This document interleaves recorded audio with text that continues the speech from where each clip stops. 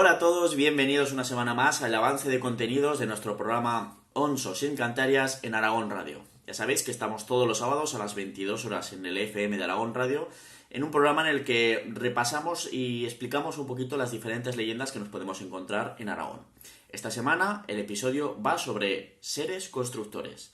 Y es que si viajamos por Aragón, encontramos por todo el territorio viejas historias de puentes, de magníficos arcos, palacios de ensueño o pozos construidos por el demonio u otro tipo de seres mitológicos sacados de los arcanos de los tiempos.